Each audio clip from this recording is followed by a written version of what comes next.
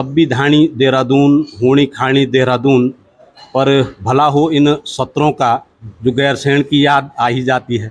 इस प्रदेश में जब माता बहनें सुरक्षित नहीं है, आप 50 ढोंग करो, ढकोसले करो, आप 50 रक्षाबंधन करवाओ, इससे कोई मायने नहीं है। अगर मायने हैं तो इन सब घटनाओं पर अंकुश लगना चाहिए कि सरकार जन भावनाओं का आदर नहीं कर रही है और फिर सत्र को आगे करते करते चलो देर आए दुरुस्त आए, मानसून सत्र में तो गैरसैंण जा रहे हैं। क्या कुछ इस समय स्ट्रेटजी रहेगी विपक्ष की जिससे कि सरकार को सदन में घेरा जाए? 3 गंभीर चुनौती है जिस पर सरकार पूरी तरह से फेल है। केदारनाथ पैदल मार्ग पे जो आपदा आई है उसको लेकर के अभी तक भी जान माल को लेकर के कोई स्पष्ट रुख नहीं है। क्या सत्र में ये तमाम मुद्दे रहेंगे हावी? 3 दिन का ये सत्र है, क्या लगता है आपको 3 दिन चलेगा सत्र? सरकार को चाहिए कि सत्र का समय बढ़ाना चाहिए और खुलकर चर्चा होनी चाहिए और हमको बहस से भागना नहीं चाहिए। सदन के बाहर हरीश रावत जी मोर्चा संभालेंगे और सदन के भीतर कांग्रेस के विधायक। नमस्कार, मैं हूं सुनीत चौधरी और आप देख रहे हैं पहाड़ी सफरनामा। मॉनसून सत्र शुरू होने जा रहा है, ऐसे में तमाम जो विधायक हैं, मंत्रीगण हैं, गैरसैंण की ओर रुख कर रहे हैं। विक्रम नेगी जी मुझे मिल गए क्योंकि आपाधापी में आज सब हैं। नेगी साहब, एक गीत बड़ा चर्चित हुआ था, सब्बी धाणी देहरादून, होनी खानी देहरादून, पर भला हो इन सत्रों का, जो गैरसैंण की याद आ ही जाती है। देखिए, हमने तो विधानसभा में भी कहा, ये जन संघर्षों से बना हुआ प्रदेश है। इसमें बहुत सारे लोगों ने शहादत दी है। हमें उनकी भावनाओं का सम्मान करना चाहिए।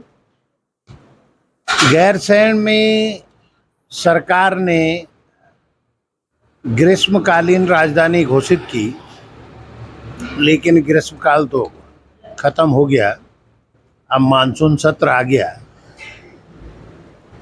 हमारा मानना भी है और उत्तराखंड के लोगों का मानना भी है कि अगर गंगा सीधी बहती है तो विकास की गंगा भी सीधी बहनी चाहिए। पहाड़ों में यदि मुख्य सचिव जाते हैं, मुख्यमंत्री जाते हैं, मंत्री जाते हैं, सेक्रेटरी जाते हैं, विधायक जाते हैं, तो निश्चित तौर पे समस्याओं का संज्ञान लिया जाता है और उसका समाधान की तरफ काम किया जाता है।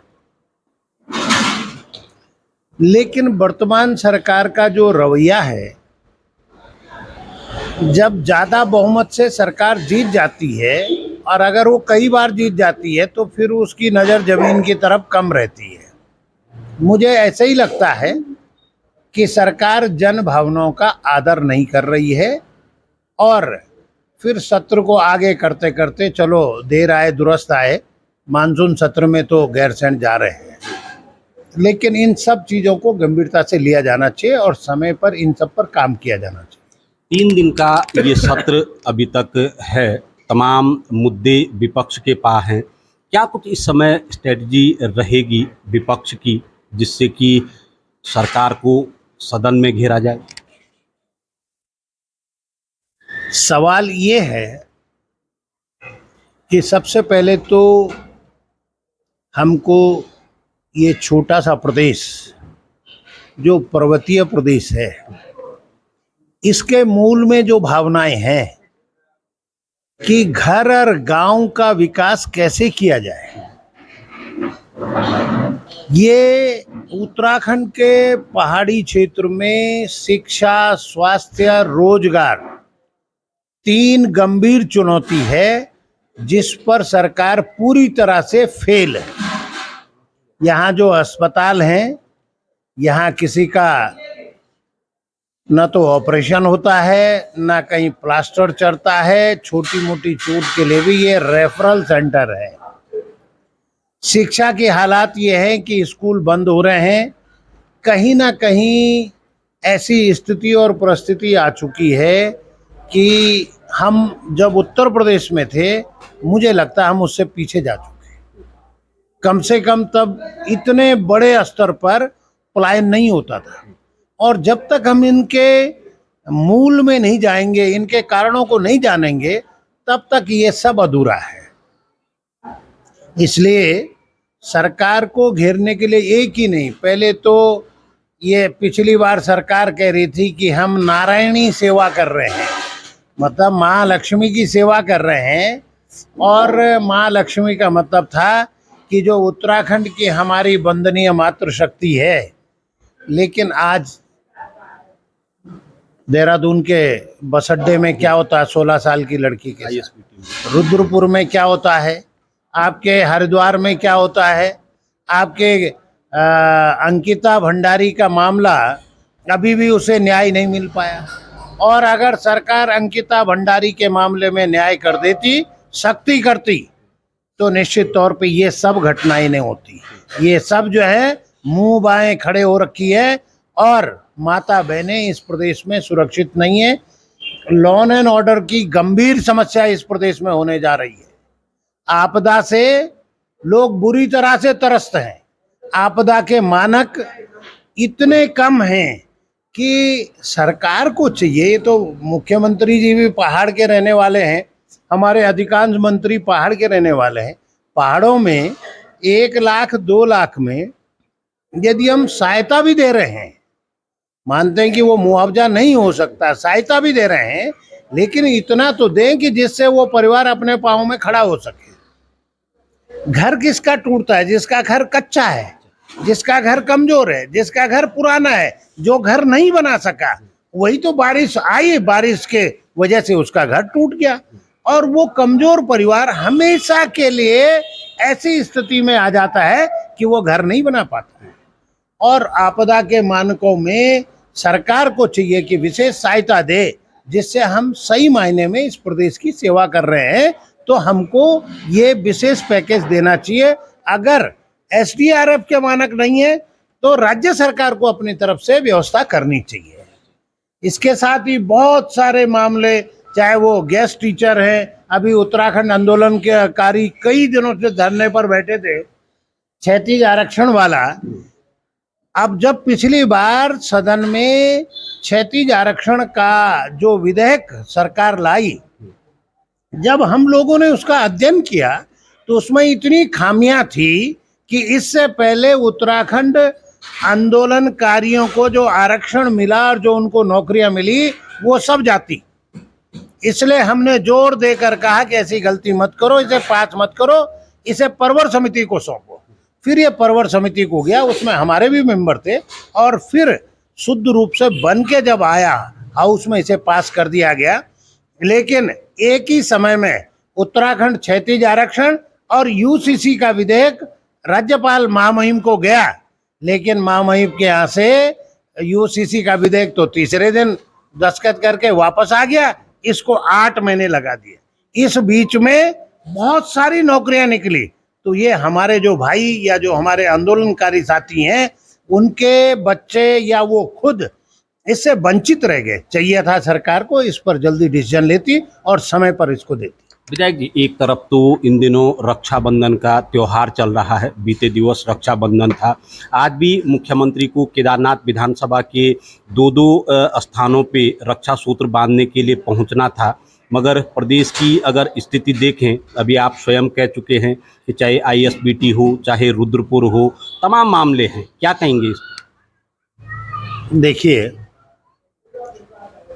ये वो प्रदेश था कि जिसमें ताले भी नहीं लगते थे, और आज बलात्कार, लूट, चोरी, डकैती, इस तरह के घटने जब यहाँ सुनने को मिलती है तो रूह कांपने लग जाती है। और कभी कभी ये लगता है कि हमने कोई गलत फैसला तो नहीं ले लिया है। इस प्रदेश में जब माता बहनें सुरक्षित नहीं है, आप 50 ढोंग करो, ढकोसले करो, आप 50 रक्षाबंधन करवाओ, इससे कोई मायने नहीं है। अगर मायने हैं तो इन सब घटनाओं पर अंकुश लगना चाहिए।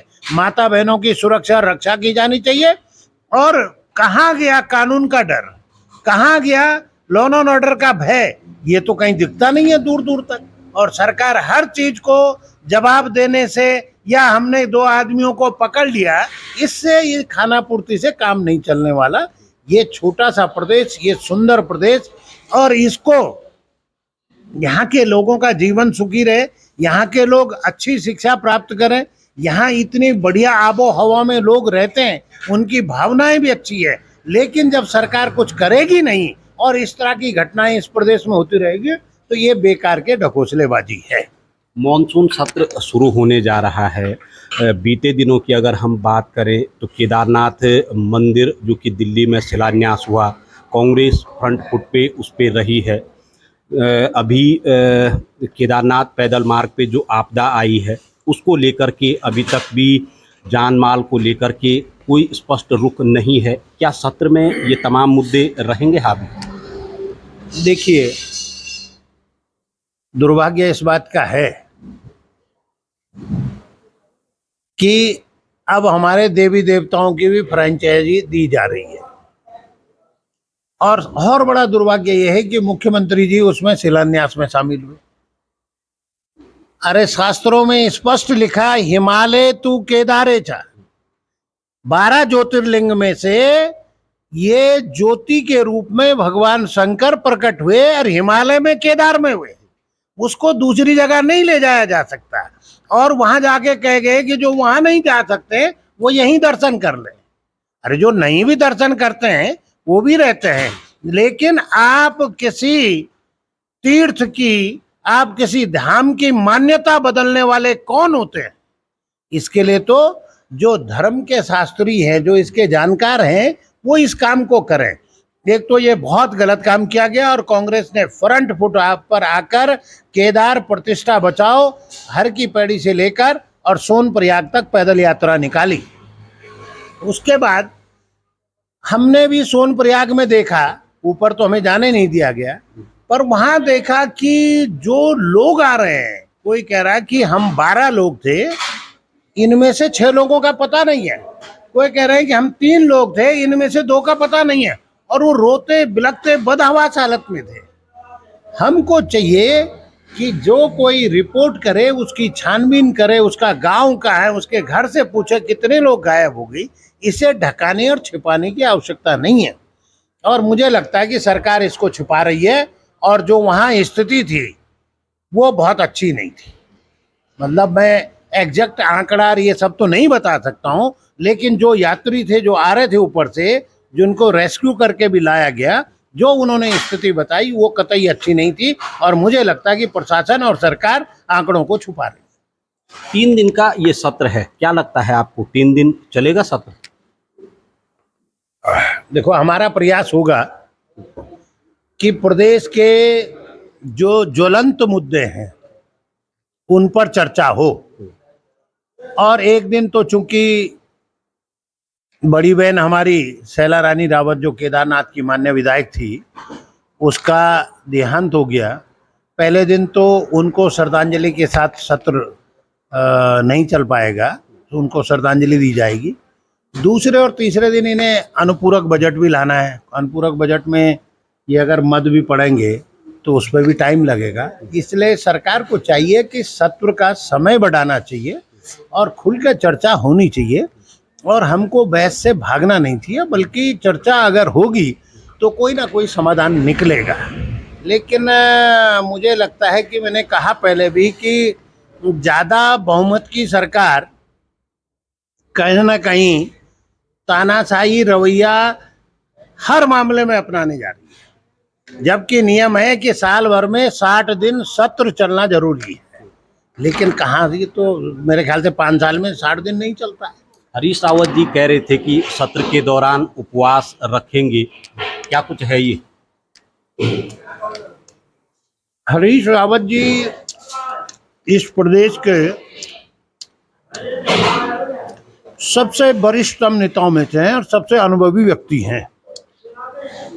इस उम्र में भी लगातार एक्टिव रहना कठिन है, लेकिन वो कहीं ना कहीं जो प्रदेश में माता बहनों के साथ घटना हो रही है, जो गैर शरण में सत्र विधिवत न चलाया जाना, ये सब मामले हैं। जो दैवीय आपदा से लोग त्रस्त हैं, प्रदेश में जितने लोग धरने प्रदर्शन ये सब हो रहे हैं, इन सब घटनाओं को लेकर वो निश्चित तौर पे धरने पे भी बैठेंगे। और वो चूंकि सत्र के बाहर धरने पर बैठेंगे, अभी भी कल भी वो धरने पे थे, तो वो प्रदेश की समस्याओं को लेकर, सवालों को लेकर सरकार को घेरने का काम भी और जगाने का काम भी करते हैं। मतलब कह सकते हैं कि सदन के बाहर हरीश रावत जी मोर्चा संभालेंगे और सदन के भीतर कांग्रेस के विधायक। निश्चित तौर पर विपक्ष अपनी जिम्मेदारी को पूरी तरह से निभाएगा और प्रदेशवासियों को